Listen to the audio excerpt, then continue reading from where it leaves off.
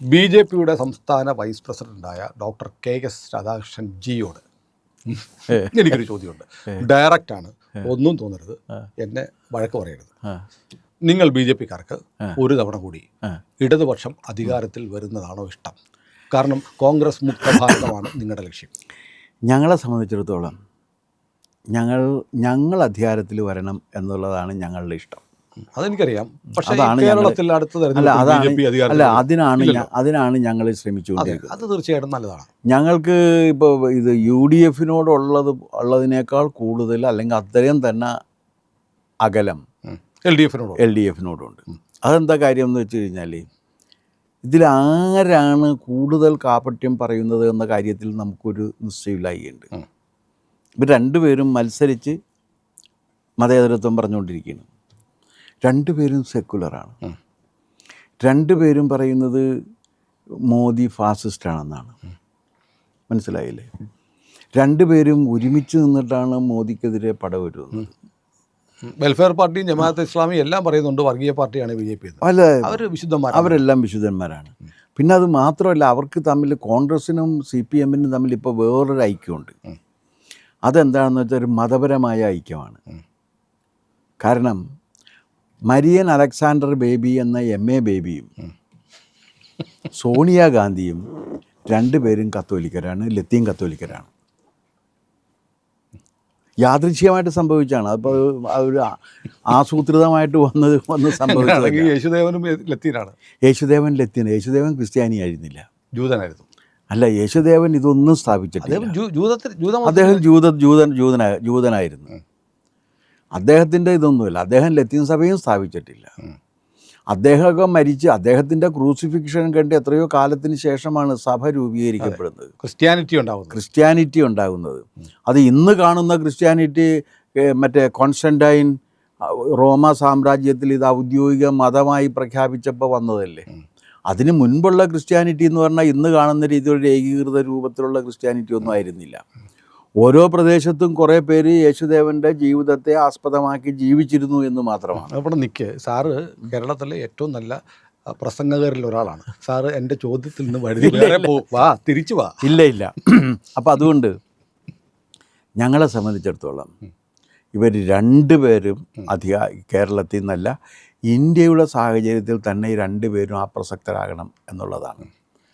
അപ്പം നിങ്ങൾ ചോദിക്കും കോൺഗ്രസ്. അല്ല, കോൺഗ്രസ് നിങ്ങൾ പഴയ ഒരു കോൺഗ്രസിനെ കുറിച്ച് നിങ്ങൾ പറയരുത്. ആ കോൺഗ്രസ് പക്ഷേ നിങ്ങൾ വളരെ കൃത്യമായി പറഞ്ഞിട്ടുണ്ട് സാർ, കോൺഗ്രസ് മുക്ത ഭാരതമാണ്. കോൺഗ്രസ് മുക്ത ഭാരതം. അപ്പോൾ നിങ്ങളുടെ പ്രൈം അജണ്ട എന്ന് പറയുന്നത് കോൺഗ്രസ് കേരളത്തിൽ ഒരു സ്റ്റേറ്റിൽ കൂടി അധികാരത്തിൽ വരാതിരിക്കുക എന്നതാണ്. അല്ല, അതെ, തീർച്ചയായിട്ടും കോൺഗ്രസ് ഇന്ത്യയിലെ എല്ലാ സംസ്ഥാനങ്ങളിൽ നിന്നും പുറത്താകണമെന്ന് ഞങ്ങൾ ആഗ്രഹിക്കുന്നു. ഇടതുപക്ഷം ഒരു കുഞ്ഞു പാർട്ടിയാണ്, ഒരു കനലാണ്, ഒരു ഞെക്കിയാൽ തീരുന്നത്. പക്ഷേ വേറൊരു കാര്യമുണ്ട്, ഈ ഇടതുപക്ഷം കോൺഗ്രസിൻ്റെ ഭാഗമാണ്. അവിടെയാണ് പ്രശ്നം. ഇന്ന് ഒടുങ്ങിയതല്ല. അങ്ങനെ പറയാൻ പറ്റുമോ? അങ്ങനെയാണെങ്കിൽ തിരുവനന്തപുരം, തൃപ്പൂണിത്തുറ, പാലക്കാട് മൂന്നിടത്ത് UDF ആവശ്യപ്പെട്ടു ഞങ്ങളുടെ കൂടെ നിൽക്കുക, നമ്മൾ ഇന്ത്യ മുന്നണിയല്ലേ. CPM പറഞ്ഞില്ല എന്ന് പറഞ്ഞു. പക്ഷേ വേറൊരു കാര്യമുണ്ട്, ഞാനതിപ്പോഴും വിശ്വസിച്ചിട്ടില്ല. വെൽഫെയർ പാർട്ടിയും ജമാഅത്ത് ഇസ്ലാമിയുമായിട്ട് ഞങ്ങൾക്കൊരു ഐക്യമില്ല എന്നല്ലേ CPM പറഞ്ഞിട്ടുള്ളത്, അല്ലേ? ആണല്ലോ. കഴിഞ്ഞ പഞ്ചായത്തിൽ 15 സ്ഥലത്ത് അവർ ഐക്യം ഉണ്ടാക്കി ഭരിച്ചിരുന്നല്ലോ. അതുപോലെ അല്ലല്ലോ സാർ. LDF-ഉം UDF-ഉം തമ്മിൽ ധാരണയിലെത്തിയാൽ എന്തു പറഞ്ഞ് അടുത്ത നിയമസഭാ തെരഞ്ഞെടുപ്പിനെ നേരിടും? അടുത്ത നിയമസഭാ തെരഞ്ഞെടുപ്പിൽ പിന്നെ എന്നിട്ടിപ്പോൾ എന്ത് പറഞ്ഞിട്ടാണ് ഇപ്പോൾ ഈ 15 സ്ഥലത്തുണ്ടായിരുന്നല്ലോ, എന്നിട്ട് എന്ത് പറഞ്ഞിട്ടാണ് നേരിട്ടത്? അത് കേരളം മുഴുവൻ ശ്രദ്ധിക്കും. രണ്ടുപേര് ചില പഞ്ചായത്തുകളിലല്ലേ. ഇനി അത് മാത്രവുമല്ല, UDF-ഉം LDF-ഉം തമ്മിൽ ഐക്യം ഉണ്ടായിരുന്നില്ല പഞ്ചായത്തുകളിൽ. കിഴക്കമ്പലത്തൊക്കെ ഒരു കൊടി കെട്ടി CPM-ൻ്റെയും കോൺഗ്രസിൻ്റെയും കൊടി ഒരുമിച്ച് കെട്ടിയിട്ടാണ് 2020 തോപ്പിക്കാൻ നോക്കിയത്. അല്ല, അത് മാത്രമല്ല, പല സ്ഥലങ്ങളിലും ഉണ്ടായിരുന്നില്ല. അപ്പോൾ അതുകൊണ്ട് പിന്നെ അഖിലേന്ത്യാ അടിസ്ഥാനത്തിൽ അവർ ഒരുമിച്ചല്ലേ നിൽക്കുന്നത്. അതൊക്കെ ശരി. അപ്പോൾ അതുകൊണ്ട് എനിക്ക് ഉത്തരം വേണം. അല്ല, അതുകൊണ്ട് ഞങ്ങളെ സംബന്ധിച്ചിടത്തോളം ഞങ്ങൾക്ക് ഇവർ രണ്ടുപേരോടും അകൽച്ചയാണ്, ശത്രുതയുണ്ട്. രണ്ടുപേരും അധികാരത്തിൽ വരരുത്. നിങ്ങൾക്കൊട്ട് വരാനും പറ്റത്തില്ല. അല്ല, ഞങ്ങൾക്ക് വരാൻ പറ്റും. നിങ്ങൾ ഈ ഇലക്ഷനിൽ അധികാരത്തിൽ വരും. ഈ ഇലക്ഷനിൽ എന്ന് വെച്ച് കഴിഞ്ഞാൽ ഞങ്ങൾ 2% വോട്ടിൽ നിന്ന് തുടങ്ങിയവരാണ്. അതൊക്കെ 2 സീറ്റിൽ നിന്ന് തുടങ്ങിയതാണ്. അത് അഖിലേന്ത്യാ അടിസ്ഥാനത്തിൽ. കേരളത്തിൽ 2% വോട്ടിൽ നിന്ന് തുടങ്ങിയതാണ്. ഞങ്ങൾ ഓരോ ഇഞ്ചും മുന്നോട്ട് വന്നുകൊണ്ടിരിക്കുകയാണ്. ഇടതുപക്ഷത്തെ സംബന്ധിച്ചിടത്തോളം വേറൊരു കാര്യം കൂടെ ഉണ്ട്. ഇടതുപക്ഷം യഥാർത്ഥത്തിൽ ഇവിടുത്തെ ഹിന്ദു പാർട്ടിയാണ്. കേരളത്തിലെ വേറെ ഏതാണ് ഹിന്ദു പാർട്ടി ഉള്ളത്? കേരളത്തിലെ ഏറ്റവും വലിയ ഹിന്ദു പാർട്ടി CPM ആണ്. CPM ആണ്. അപ്പോൾ ആ CPM ഹിന്ദുക്കൾക്ക് വിരുദ്ധമാണ്, ഹൈന്ദവ സംസ്കാരത്തിനെതിരാണ്. ആ CPMന് അവർ നിരീശ്വരവാദികളാണ്. അവരാണ് യഥാർത്ഥത്തിൽ സെക്കുലറിസം പറയുന്നത്. കാരണം നിരീശ്വരവാദമാണ് സെക്കുലറിസം. പക്ഷേ ഈ നിരീശ്വരവാദം പറയുന്ന പാർട്ടിക്ക് CPMന് മകരവിളക്കിൻ്റെ ഒരു പ്രകടനം വെക്കാൻ ധൈര്യമില്ല. മലയിലായിരിക്കും. അല്ല, അതിനെന്താ പറയണമെന്ന് വെച്ച് കഴിഞ്ഞാൽ വേറൊരു കാര്യമാണ് പറയുന്നത്. എന്താണ് അടവ് നയത്തിൻ്റെ ഭാഗം? അതെന്ത് വൃത്തികേടാണെന്ന് എനിക്ക് ഇതുവരെ മനസ്സിലായിട്ടില്ല. കാര്യം കാണാനുള്ള ഒരു വൃത്തികേട്, ഒരു സൂത്രപ്പണിക്ക് അതിന് കൊടുക്കുന്ന അടവ് നയം എന്നുള്ളതാണ്. അതെന്തും ആയിക്കോട്ടെ. പക്ഷേ അവർ ഹിന്ദു വിരുദ്ധത അവരുടെ ഇതിലുണ്ട്. അതിൻ്റെ ഭാഗമായിട്ടാണ് പിന്നെ ഈ ഒരു കാര്യം ഇത് ആനുഷംഗികമായിട്ട് പറയുകയാണ്. ഈ ശബരിമലയിൽ കൊള്ള നടത്തിയിട്ടുള്ളത് മാർക്സിസ്റ്റുകാർ മാത്രമാണ് എന്ന പ്രചാരണം ശരിയല്ല, തീർത്തും തെറ്റാണ്. പോറ്റി ചരടാണ് സോണിയാഗാന്ധിയുടെ കൈ കെട്ടിക്കൊടുത്തത്. കങ്കണം കെട്ടിക്കൊടുക്കുന്നു. കങ്കണം അപ്പുറത്ത് ഇടതും വലതും നിൽക്കുന്നത് അടൂർ പ്രകാശും ആന്റണിയും. അല്ല, ഞാൻ പറഞ്ഞ കങ്കണം സോണിയാഗാന്ധിക്ക് സോണിയാഗാന്ധിയുടെ കൈ പിടിച്ച് കങ്കണം ചാർത്താനുള്ള അടുപ്പവും അധികാരവും ഉള്ളവനാണ് പോറ്റി. ആ പോറ്റി ശബരിമലയിൽ കയറിയിട്ട് കാലം കുറയായി. ആ പോറ്റി ഇപ്പോൾ ഇതൊക്കെ എന്ന് വെച്ചാൽ പ്രകൃതിയുടെ ഇടപെടൽ മൂലം പിടിക്കപ്പെട്ടതാണ്. അല്ലാതെ ഇവരുടെ ഒന്നും LDFൻ്റെയോ UDFൻ്റെയോ ഒരു ആവശ്യപ്രകാരമല്ല ശബരിമല പ്രശ്നം പൊങ്ങി വന്നത്. പ്രകൃതി ഇടപെട്ടതുകൊണ്ട് വന്ന ഒരു സംഗതിയാണ്, അല്ലെങ്കിൽ അയ്യപ്പൻ ഇടപെട്ടതുകൊണ്ട് വന്നതാണ്. അപ്പോൾ അവിടെ ഇരുന്ന് കക്കുന്നതിൽ ഇവരെല്ലാം ഒരു സെറ്റാണ്. ഇവരെല്ലാം, ഞാൻ ചോദിക്കട്ടെ, അയ്യപ്പ സ്വാമിയിൽ വിശ്വാസമുള്ളവരാണെങ്കിൽ സ്വർണം കക്കാൻ പോകുമായിരുന്നോ? പോവില്ലല്ലോ.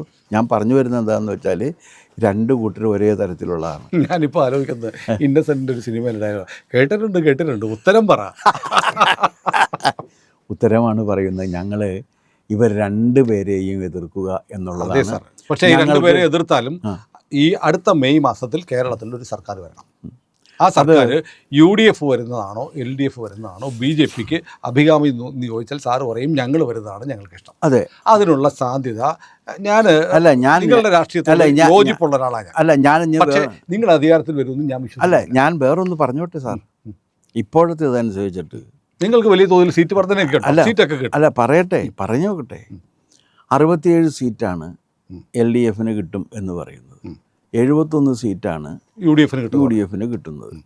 2 സീറ്റ് എന്ന് പറഞ്ഞു കഴിഞ്ഞാൽ ഞങ്ങൾക്ക് അവർ അനുവദിച്ച് തന്നിട്ടുണ്ട്. ആ 2 സീറ്റ് ഞങ്ങൾക്ക് ഒരു 5 സീറ്റായെന്ന് വെക്ക്. അല്ല, ലോക്കൽ ബോഡി ഇലക്ഷൻ നോക്കണ്ട സാർ. അല്ല, നിക്ക് ഞാൻ ചോദിക്കട്ടെ. രാഷ്ട്രീയം മാത്രമല്ല. അല്ല, ഞാൻ ചോദിക്കട്ടെ. ഈ കഴക്കൂട്ടം കിട്ടും, നിയമം കിട്ടും, കഴക്കൂട്ടം കിട്ടും, വട്ടിയൂർക്കാവ് കിട്ടും. വേറെയും സീറ്റുകളുണ്ട്. അവിടെയൊക്കെ അത് വന്ന് ഞങ്ങൾക്ക് ഒരു 5-10 സീറ്റ് കിട്ടിക്കഴിഞ്ഞാൽ കേരളത്തിൽ ഹങ്ങ അസംബ്ലി ആയിരിക്കും. ഒരാൾക്കും ഭൂരിപക്ഷം ഉണ്ടാകാൻ പോകുന്നില്ല. നാട്ടുകാർക്ക് ഗുണം എന്ന് വെച്ച് കഴിഞ്ഞാലേ ഞങ്ങൾക്ക് ഗുണമുണ്ട്. അല്ല, നിങ്ങൾക്ക് സീറ്റ് കിട്ടി ഗുണം, പക്ഷെ കേരളത്തെ ആർക്കും ഭരിക്കാൻ പറ്റാത്ത സ്ഥിതി. കേരളത്തിൽ ആര് പറയണ് അപ്പം ഇവർ തമ്മിൽ ഭരിക്കുക ഇല്ല എന്നുള്ള കാര്യം നമുക്ക് അന്നേരത്ത് നോക്കാം.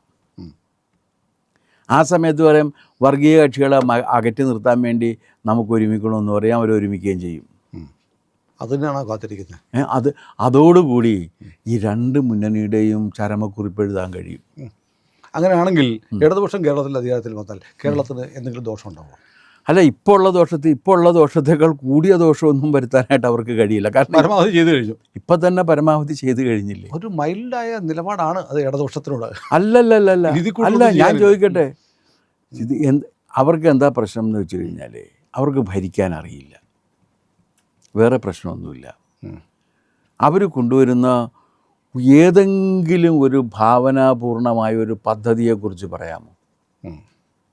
കേരളത്തിലെ എടുത്ത് പറയാത്ത ഇന്നത് ഇടതുപക്ഷം കൊണ്ടുവന്നാണെന്ന് പറയാൻ പറ്റുമോ? പറ്റില്ല. വിദ്യാഭ്യാസ രംഗത്തായാലും ആരോഗ്യ രംഗത്തായാലും വ്യാവസായിക രംഗത്തായാലും കാർഷിക രംഗത്തായാലും അവരുടെ ഒരു വലിയ കോൺട്രിബ്യൂഷൻ എന്ന് പറഞ്ഞാൽ എന്താ ഉള്ളത്? അതില്ലല്ലോ. അവർക്ക് അങ്ങനെ ഒരു വലിയ കോൺട്രിബ്യൂഷൻ ഇല്ല. അതെല്ലാം ശരിയാണ്. പക്ഷെ വേറെ ഓപ്ഷൻ ഇല്ലാത്തതുകൊണ്ട് ജനം വോട്ട് ചെയ്ത്. അല്ല, പിന്നെ വേറൊരു കാര്യം, മറ്റവർ വരാതിരിക്കാൻ വേണ്ടിയിട്ടാണ് പലപ്പോഴും ഇടതുപക്ഷത്തിന് വോട്ട് ചെയ്യുന്നത് ജനം. പക്ഷെ BJPക്ക് ഇടതുപക്ഷം തകരുന്ന അല്ല, ഈ കോൺഗ്രസ് ഇടതുപക്ഷം അധികാരത്തിൽ വന്നിട്ട് കോൺഗ്രസ് ശിഥിലമാവുന്നതല്ലേ BJPക്ക് വളരെ കൂടുതൽ നല്ലത്? കോൺഗ്രസ് ഇപ്പം തന്നെ കേരളത്തിൽ ശിഥിലമായിട്ടില്ലേ? ഭരണം കിട്ടിയാൽ അവർ ഒരുമിച്ച് നിൽക്കും. 5 വർഷം അല്ല, ഒരുമിച്ച് നിൽക്കുന്നതല്ല. ഭരണം കിട്ടിക്കഴിഞ്ഞാൽ ഭരിക്കാൻ പോകുന്ന ആരായിരിക്കും? നിങ്ങളെടുത്തു നോക്ക്. ലീഗ് ഭരിക്കുന്നൊക്കെ ആയിരിക്കും. അല്ല, മുസ്ലിം ലീഗും പൊളിറ്റിക്കൽ ഇസ്ലാം ഭരിക്കും. അല്ല, പൊളിറ്റിക്കൽ ഇസ്ലാമും പൊളിറ്റിക്കൽ ക്രിസ്ത്യാനിറ്റിയും ഭരിക്കും, രണ്ടും. അപ്പോൾ LDF വന്നല്ലോ. LDF വന്നു കഴിഞ്ഞാൽ ഒരു കാര്യം, നിങ്ങളിതൊക്കെ പറയുമ്പോഴും ഇപ്പോൾ ഇത് എന്താണ്, LDF വന്നാലോ ഇസ്ലാമിസ്റ്റുകൾ ഭരിക്കത്തില്ല. അല്ല, ഒരു കാര്യമുള്ളത്, നിങ്ങളൊരു കാര്യം ഒന്നെടുത്ത് നോക്കണം. ഇപ്പോൾ LDFൻ്റെ ഭരണം വന്നപ്പോഴാണ് 10 നായന്മാർ മന്ത്രിയായിട്ടിരുന്നത്. കേരള ചരിത്രത്തിൽ ഇതുവരെ ഉണ്ടായിട്ടില്ല. അത് 10 നായന്മാരാണ് മന്ത്രിമാരായിട്ടിരുന്നത്. മേജർ വകുപ്പുകൾ മുഴുവൻ നായർക്ക് കിട്ടി. താക്കോൽ സ്ഥാനങ്ങളിൽ നായർ എത്തണം എന്ന് സുകുമാരൻ നായർ പറഞ്ഞത് യാഥാർത്ഥ്യമായത് LDF വന്നപ്പോൾ. അല്ല, നായന്മാരെന്ന് പറഞ്ഞാൽ ഹിന്ദുക്കളല്ലേ? അപ്പോൾ ഹിന്ദുക്കൾക്ക് കിട്ടിയെന്ന് പറയുന്നതല്ലേ? അല്ല, നായന്മാർ ഹിന്ദുക്കളായിട്ട് മറ്റവർ കൂട്ടിയിട്ടില്ല. ഇവരുടെ നായന്മാർ ഹിന്ദുക്കളല്ലല്ലോ. MP രാജേഷ് ഹിന്ദുവാണ്? അല്ല. മറ്റേ ഗണേഷ് കുമാർ ഹിന്ദുവാണ്? അല്ല, അയാളിപ്പോൾ എന്തോ പെൻറ്റക്കോസ്റ്റാണെന്നാണ് എന്ന് പറഞ്ഞു കേൾക്കുന്നുണ്ട്. പിന്നെ നമ്മുടെ എന്താണ് ഇയാൾ ധനകാര്യ വകുപ്പ് മന്ത്രി ബാലഗോപാൽ ഹിന്ദുവാണ്? അല്ല. ബിന്ദു ഹിന്ദുവാണ്? അല്ല. ശിവൻകുട്ടി ഹിന്ദുവാണ്? മാത്രമാണ്. അപ്പോൾ പിന്നെ അല്ല, ഹിന്ദുക്കൾക്ക് അതുകൊണ്ട് പറയില്ല. അല്ല, നായർക്ക് പ്രയോജനം ഉണ്ടാകണം. കാരണം NSS കൺഫ്യൂഷനായി. അല്ല, NSSും പറയുന്നത് എന്താണ്? NSSും BJPക്ക് അനുകൂലമായിട്ടല്ലോ പറയാറുണ്ട്. അപ്പോൾ സാർ പറഞ്ഞു വെക്കുന്നത് ആർക്ക് വോട്ട് ചെയ്യണമെന്ന്? ഏത്?